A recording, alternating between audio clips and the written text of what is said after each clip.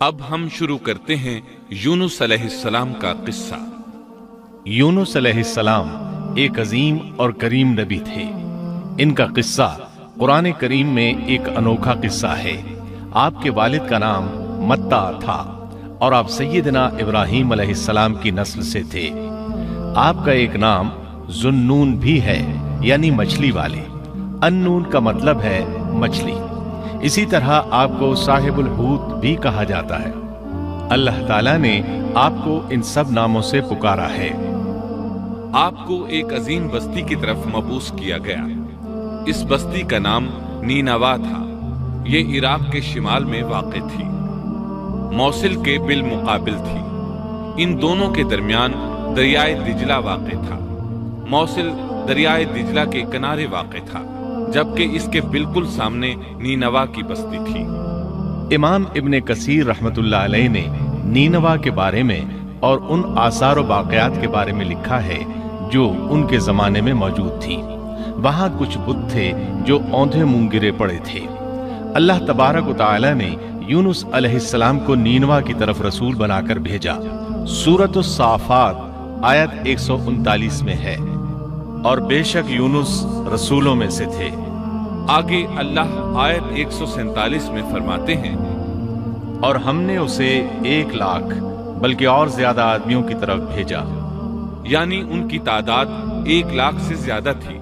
رہا یہ سوال کہ لاکھ سے کتنے زیادہ تھے، اکثر علماء کرام نے وضاحت کی ہے کہ وہ 1,00,000 سے قریباً 20,000 زیادہ تھے۔ اس طرح بستی والوں کی تعداد 1,20,000 تھی، اور یہ سب کے سب کفر پر تھے۔ یونس علیہ السلام انہیں سال ہر سال دعوت دیتے رہے، لیکن وہ اپنے کفر ہی پر ڈٹے رہے۔ پھر انہوں نے سیدنا یونس علیہ السلام پر ظلم و جبر شروع کر دیا، انہیں دھمکیاں دی، مصائب و آلام سے دوچار کیا۔ مطلب یہ کہ جس طرح دوسرے انبیاء کرام کے ساتھ کیا گیا، ان کے ساتھ بھی وہی سلوک ہوا۔ آخر آپ نے اپنی قوم کو اللہ کے عذاب سے آگاہ کرتے ہوئے اعلان فرما دیا کہ فلاں دن تم پر عذاب آ جائے گا۔ پھر خود غصے کی حالت میں اس بستی سے نکل گئے، جبکہ اللہ تعالیٰ نے انہیں متعین دن کی مہلت دینے کی اجازت تو دی تھی، لیکن اس بستی سے نکل جانے کا حکم نہیں دیا تھا۔ جب آپ نے انہیں یہ مہلت سنائی تو خود غصے کی حالت میں بستی سے نکل گئے۔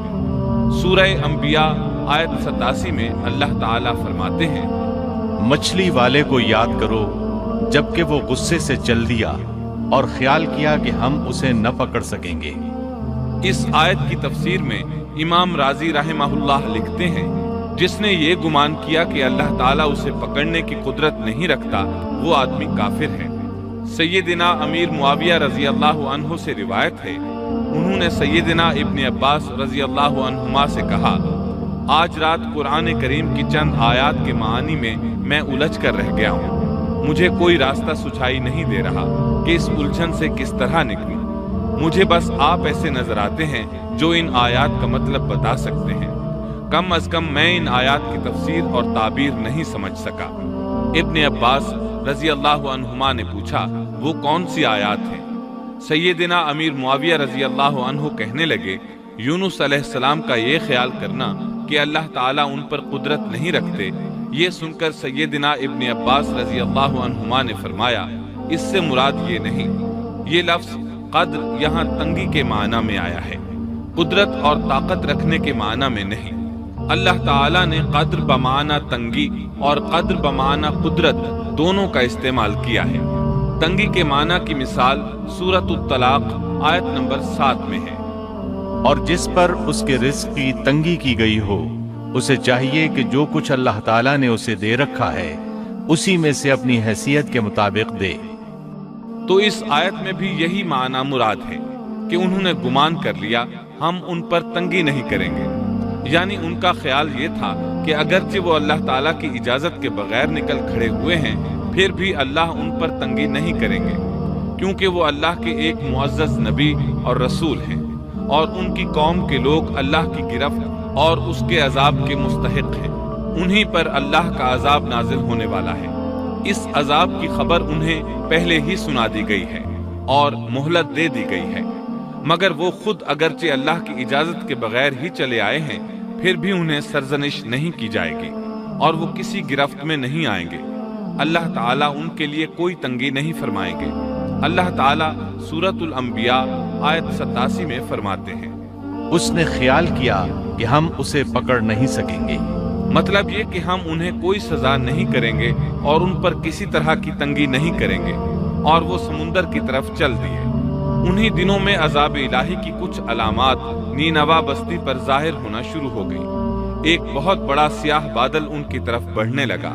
اس بادل میں آگ کے شعلے دکھائی دینے لگے۔ ان لوگوں نے یہ بادل ان متعین دنوں میں سے پہلے ہی دن دیکھ لیا۔ اس کو دیکھتے ہی وہ سمجھ گئے کہ جس طرح سیدنا یونس علیہ السلام نے انہیں آگاہ کیا تھا، یہ عذاب ان پر نازل ہو کر رہے گا، اور جو عذاب سیدنا لوط علیہ السلام کی قوم پر آیا تھا وہ اس کے بارے میں بھی اچھی طرح جانتے تھے۔ وہ بستی ان کی بستی کے قریب ہی تھی، اس لیے وہ ڈر گئے۔ ان کے سردار جمع ہوئے اور کہنے لگے، جیسے تم سے پہلے لوگوں پر عذاب اترا کرتے تھے، تم پر بھی یہ نازل ہو کر رہے گا، جلدی کرو، سب جمع ہو جاؤ۔ چنانچہ انہوں نے اس بات پر اتفاق کر لیا کہ سیدنا یونس علیہ السلام نے بالکل سچ فرمایا تھا۔ اللہ کی قسم، یہ بالکل وہی عذاب ہے، تم اللہ کے عذاب سے نجات نہیں پا سکو گے۔ اس سے بچنے کی ایک ہی صورت ہے کہ تم ایمان لے آؤ اور توبہ کر لو۔ اس طرح وہ سب کے سب ایمان لے آئے، لیکن سیدنا یونس علیہ السلام وہاں موجود نہیں تھے۔ ان کی عدم موجودگی میں یہ سب کے سب یعنی 1,20,000 افراد ایمان لے آئے۔ انہوں نے پیوند لگے کپڑے پہنے اور اللہ کے حضور عاجزی، انکساری اور آہوزاری شروع کر دی۔ رونے لگے، اللہ سے بخشش مانگنے لگے، پھر اسی حالت زار میں باہر کھلے میدان کی طرف نکل آئے۔ ان کے سرداروں نے سب کو الگ الگ کر دیا، یہاں تک کہ ماں اور بیٹے کو بھی جدا کر دیا۔ سب اپنی اپنی جگہ پر یعنی ماں اپنی جگہ پر اور بیٹا اپنی جگہ پر آہوزاری کرنے لگے تاکہ ان پر اللہ تعالیٰ کی رحمت نازل ہو جائے۔ یہ عذاب 3 دن تک ان کے سروں پر منڈلاتا رہا، اور یہ بھی مسلسل آہوزاری کرتے رہے، اپنی عاجزی ظاہر کرتے رہے، معافیاں مانگتے رہے۔ آخر کار اللہ تعالیٰ نے ان پر رحم و کرم فرما دیا اور عذاب کو ان سے پھیر دیا۔ اللہ تعالیٰ سورہ یونس آیت 98 میں فرماتے ہیں، چنانچہ کوئی بستی ایمان نہ لائی کہ ایمان لانا اس کے لیے فائدہ مند ہوتا سوائے یونس کی قوم کے۔ مطلب یہ کہ سابقہ امتوں میں سے کسی کے بارے میں یہ سننے میں نہیں آیا کہ پوری قوم ایمان لے آئی ہو۔ تمام بستیوں میں ایک بھی بستی ایسی نہیں تھی، بس ایک یونس علیہ السلام کی قوم ایمان لے آئی۔ اللہ تعالیٰ سورہ یونس آیت 98 میں فرماتے ہیں، جب وہ ایمان لے آئے تو ہم نے رسوائی کے عذاب کو دنیاوی زندگی میں ان پر سے ٹال دیا اور ان کو ایک وقت تک کے لیے زندگی سے فائدہ اٹھانے کا موقع دیا۔ مطلب یہ کہ ہم نے انہیں دنیاوی زندگی کا لطف اٹھانے کا موقع دیا۔ اب اس قوم پر قیامت کے دن تک عذاب نہیں اترے گا۔ علامہ ابن کثیر رحمت اللہ علیہ فرماتے ہیں، اس آیت کریمہ کا مفہوم یہ ہے کہ کسی بستی کے تمام باشندے کسی نبی پر کبھی ایمان نہیں لائے، یا تو سب نے کفر کیا یا پھر اکثر نے کفر کیا۔ لیکن یونس علیہ السلام کی قوم واحد ایسی قوم ہے جو تمام کی تمام عذاب الہی کے آثار دیکھ کر ایمان لے آئی۔ سابقہ ادوار میں جتنی بھی بستیاں گزریں ان میں اہل ایمان کے ساتھ یا تو کفار رہے ہیں یا ان میں منافقین بھی رہے ہیں۔ سوائے یونس علیہ السلام کی قوم کے وہ سب کے سب کافر تھے، پھر سب کے سب ایمان لے آئے۔ یہ اللہ تعالیٰ کے عجائبات میں سے ہے اور اس کی قدرت اور رحمت کی نشانیوں میں سے ہے۔ اب دوسری طرف کی سنیے، یونس علیہ السلام کو کچھ معلوم نہیں تھا کہ ان کی قوم کے ساتھ کیا ہوا۔ آپ تو غصے کی حالت میں بستی سے نکل کر سمندر کی طرف چلے آئے تھے۔ آپ ایک کشتی کی طرف آئے، اس میں سواریاں اور ساز و سامان لدا ہوا تھا۔ اللہ تعالیٰ سورۃ الصافات آیت 140 میں فرماتے ہیں، جب وہ بھاگ کر بھری کشتی پر پہنچے، کشتی روانہ ہوئی، موجیں اٹھیں، سمندر میں طغیانی آئی، یوں لگتا تھا کہ بس ابھی غرق ہوئے۔ کہنے لگے، بوجھ ہلکا کرو، اپنا ساز و سامان سمندر میں پھینک دو۔ چنانچہ انہوں نے اپنا اپنا ساز و سامان سمندر میں پھینک دیا۔ اس طرح کشتی کچھ ہلکی ہو گئی، لیکن ضرورت کے مطابق ہلکی نہ ہو سکی۔ اب وہ کہنے لگے کسی کو سمندر میں گرانا ضروری ہے تاکہ کشتی مزید ہلکی ہو جائے، ورنہ یہ ڈوب جائے گی۔ جلدی کرو، قرعہ ڈالو۔ جس کے نام کا قرعہ نکلتا جائے اسے سمندر میں گراتے جاؤ اور بار بار یہ عمل دہراتے جاؤ یہاں تک کہ کشتی ہلکی ہو جائے۔ چنانچہ قرعہ ڈالا گیا۔ سب سے پہلے یونس علیہ السلام کا نام نکلا۔ سب کہنے لگے نہیں، یہ تو ایسے نہیں ہیں، ان کے چہرے پر تو سجدوں کے نشانات ہیں، انہیں رہنے دو، پھر قرعہ ڈالو۔ چنانچہ پھر قرعہ ڈالا گیا، پھر انہی کا نام نکلا۔ سب نے تعجب کیا۔ تیسری مرتبہ پھر قرعہ ڈالا گیا، اس بار پھر یونس علیہ السلام ہی کا نام نکلا۔ اللہ تعالیٰ سورۃ الصافات آیت 141 میں فرماتے ہیں، پھر قرآن اندازی ہوئی تو یہ مغلوب ہو گئے۔ ہر بار انہی کا نام نکلا۔ آخرکار ان لوگوں نے انہیں پکڑ کر سمندر میں گرا دیا۔ تو پھر انہیں مچھلی نے نگل لیا۔ حوت بڑی مچھلی کو کہتے ہیں۔ اللہ تعالیٰ نے حوت کو القاء فرمایا، انہیں کھانا نہیں، نہ ان کے جسم کو کوئی گزند پہنچے۔ یہ اس مچھلی کو اللہ تعالیٰ کے احکامات تھے۔ اللہ تعالیٰ سورۃ الصافات آیت 142 میں فرماتے ہیں، تو پھر انہیں مچھلی نے نگل لیا اور وہ خود اپنے آپ کو ملامت کرنے لگے۔ یعنی وہ سمجھ گئے کہ بار بار جو ان کا نام قرآن اندازی میں نکلتا رہا ہے تو وہی مقصود ہے، چنانچہ خود کو ملامت کرنے لگے، اور یہ ملامت توبہ کی ابتدا ہے کہ انسان خود کو ملامت کرتا ہے۔ اب یونس علیہ السلام مچھلی کے پیٹ میں تھے۔ اللہ کی قدرت، آپ مچھلی کے پیٹ میں 3 دن تک رہے۔ بعض روایات میں 7 دن اور زیادہ سے زیادہ مدت 40 روز آئی ہے۔ آپ نے مچھلی کے پیٹ میں اللہ تعالیٰ کو پکارا۔ اللہ سورۃ الانبیاء آیت 87 میں فرماتے ہیں، آخر کار وہ اندھیروں کے اندر سے پکار اٹھے۔ علماء نے یہاں 3 اندھیروں کا ذکر کیا ہے، مچھلی کے پیٹ کا اندھیرا، سمندر کا اندھیرا اور رات کا اندھیرا۔ گویا ان پر یہ سارے اندھیرے اکٹھے ہو گئے تھے۔ اللہ سورۃ الصافات آیت 143 اور 144 میں فرماتے ہیں، پس اگر یہ پاکی بیان کرنے والوں میں سے نہ ہوتے تو لوگوں کے اٹھائے جانے کے دن تک اس کے پیٹ ہی میں رہتے۔ مطلب یہ کہ اگر آپ اللہ تبارک و تعالیٰ کی تسبیح نہ بیان کرتے تو مچھلی کے پیٹ ہی میں رہتے۔ آپ نے دعا نہیں مانگی بلکہ اللہ عز و جل کی تسبیح بیان کی۔ روایات میں یوں بھی آتا ہے کہ جب مچھلی آپ کو سمندر کی اتھاہ گہرائی میں لے گئی تو آپ وہاں آبی مخلوقات کی تسبیحات کی آوازیں سننے لگے۔ گویا اللہ تعالیٰ نے انہیں القاء فرمایا کہ آپ بھی تسبیح کریں۔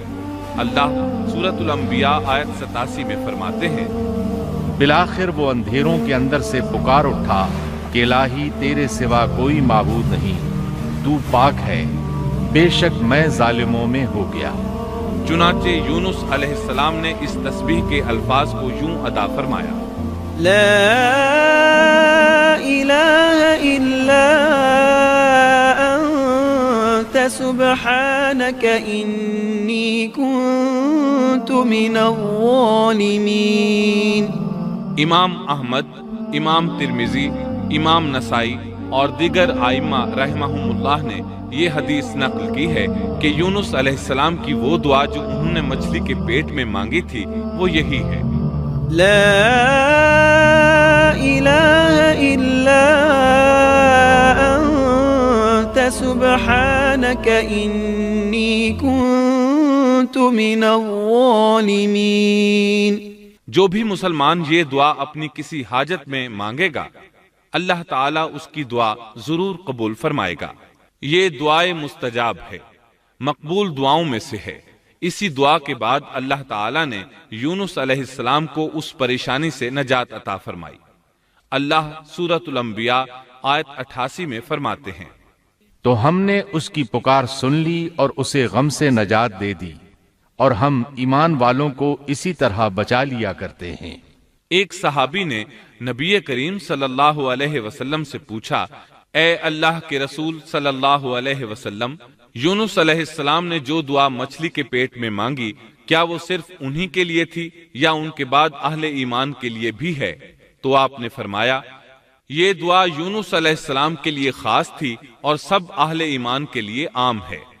جو بھی اس دعا کو پڑھے گا اللہ اسے رنج و غم سے نجات دیں گے۔ ایک قول کے مطابق تقریباً 40 روز آپ کی شب و روز یہی دعا رہی۔ اس مدت کے ختم ہونے پر اللہ تعالیٰ نے آپ کی دعا کو قبولیت بخشی۔ مچھلی ساحل پر پہنچی، انہیں کنارے پر ڈالا اور واپس چلی گئی۔ اس بات کو اللہ تعالیٰ نے سورۃ الصافات آیت 145 میں یوں بیان فرمایا ہے، بس اسے ہم نے چٹیل میدان میں ڈال دیا اور وہ اس وقت بیمار تھے۔ آپ وہاں اسی طرح لیٹے رہے، پھر اللہ کی قدرت سے آپ کے قریب ایک بیلدار درخت اگا، جیسا کہ سورۃ الصافات آیت 146 میں ہے، اور اس پر سایہ کرنے والا ایک بیلدار درخت ہم نے اگا دیا۔ اس کدو کے درخت کے متعلق مورخین کا کہنا ہے کہ اللہ تعالیٰ نے اس درخت کا انتخاب اس لیے فرمایا تھا کہ اس درخت کے پتے چوڑے ہوتے ہیں، ان کے سائے میں انہیں ڈھانپ دیا گیا تاکہ ہوا سے اذیت نہ پہنچے، اس لیے کہ ان کے جسم سے جلد اتر گئی تھی۔ پھر اس درخت سے خوشکن خوشبو بھی آتی تھی، اس خوشبو نے انہیں فرحت بخشی۔ پھر کدو کی خوشبو میں ایک خصوصیت یہ تھی کہ حشرات الارض کو دور رکھتی ہے۔ اللہ تعالیٰ نے انہی خصوصیات کی وجہ سے اس بیلدار درخت کا انتخاب فرمایا تھا تاکہ آپ ہر طرح کی تکلیف سے محفوظ رہیں۔ یہ ہے اللہ کی قدرت، سبحان اللہ۔ اسی طرح مفسرین یہ بھی کہتے ہیں کہ اللہ تعالیٰ نے ان کے پاس ایک پہاڑی بکری بھیج دی، وہ آپ کے قریب آتی اور آپ کے سر کے اوپر اپنی ٹانگیں پھیلائے کھڑی ہو جاتی، اس طرح اس کے تھن آپ کے منہ میں چلے آتے اور آپ ان سے خواہش کے مطابق دودھ پیتے۔ یہ تھا آپ کا کھانا اور پینا۔ رفتہ رفتہ آپ کی حالت بہتر ہو گئی، توانا اور تندرست ہو گئے، پھر آپ اٹھنے کے قابل ہو گئے، اور یہ سب اللہ تعالیٰ کی مہربانی سے ہوا۔ جب آپ کی صحت لوٹ آئی تو اللہ تعالیٰ نے آپ کو پھر آپ کی قوم کی طرف بھیجا، جیسا کہ سورۃ الصافات آیت 148 میں ہے، اور ہم نے اسے 1,00,000 بلکہ اور زیادہ آدمیوں کی طرف بھیجا، پس وہ ایمان لے آئے اور ہم نے انہیں ایک زمانے تک عیش و عشرت دی۔ وہ سب کے سب آپ پر ایمان لے آئے تھے۔ اللہ تعالیٰ نے اس قصے کے ذریعے نبی کریم صلی اللہ علیہ وسلم کو اشارہ فرمایا ہے کہ دعوت دیتے ہوئے اکتانا نہیں۔ اللہ سورۃ القلم آیت 48 میں فرماتے ہیں، اور مچھلی والے کی طرح نہ ہو جائیے۔ ان لوگوں کو دعوت حق دیتے رہیے، دیکھیے وہ سال ہر سال دعوت دیتے رہے لیکن اکتائے نہیں، ان سے مایوس نہیں ہوئے۔ ان کی پوری بستی میں سے ایک بھی ان پر ایمان نہیں لایا تھا، لیکن جب ان سے مایوس ہو گئے تو انہیں اللہ کے عذاب سے آگاہ کر دیا اور منہ پھیر کر چل دیے تو وہ سب کے سب ایمان لے آئے۔ اللہ تعالی سورۃ القصص آیت 56 میں فرماتے ہیں، آپ جسے چاہیں ہدایت نہیں دے سکتے، بلکہ اللہ تعالیٰ ہی جسے چاہتا ہے ہدایت دیتا ہے۔ اس قصے میں بہت بڑا سبق ہے کہ کسی بھی حالت میں اللہ کی رحمت سے مایوس نہیں ہونا چاہیے اور نہ ہدایت کے معاملے میں اپنی ذات پر بھروسہ کرنا چاہیے۔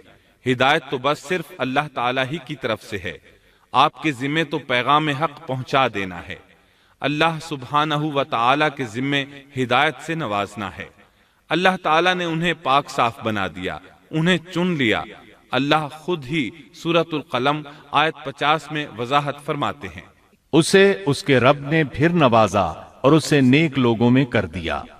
امام مسلم نے ایک حدیث روایت کی ہے کہ نبی کریم صلی اللہ علیہ وسلم نے فرمایا، تم میں سے کوئی شخص ہرگز یہ نہ کہے کہ میں یعنی محمد یونس بن متیٰ سے بہتر ہوں، یعنی یوں نہ کہے کہ میں سیدنا یونس علیہ السلام سے افضل ہوں، وہ اس طرح کہ وہ تو اپنی قوم کے ایمان لانے سے مایوس ہو گئے تھے اور میں مایوس نہیں ہوں۔ اس طرح بالکل نہ کہے، کیونکہ بالآخر اللہ تعالیٰ نے آپ کو چن لیا اور برگزیدہ بنا لیا اور صالحین میں داخل کر لیا۔ اس واقعے میں نبی کریم صلی اللہ علیہ وسلم کو جو ہدایت دی گئی ہے اس کا ذکر سورۃ القلم آیت 41 میں آتا ہے، پس تو اپنے رب کے حکم کا صبر سے انتظار کر اور مچھلی والے کی طرح نہ ہو جا۔ مطلب یہ کہ یونس علیہ السلام کی مانند نہ ہو جائیے جو اپنی قوم کے ایمان لانے سے مایوس ہو گئے تھے۔ یقیناً دین کی دعوت اور حق کے پرچار میں یہ بہت عظیم سبق ہے کہ داعی اللہ کو کبھی مایوس نہیں ہونا چاہیے۔ یونس علیہ السلام کا قصہ ختم ہوا۔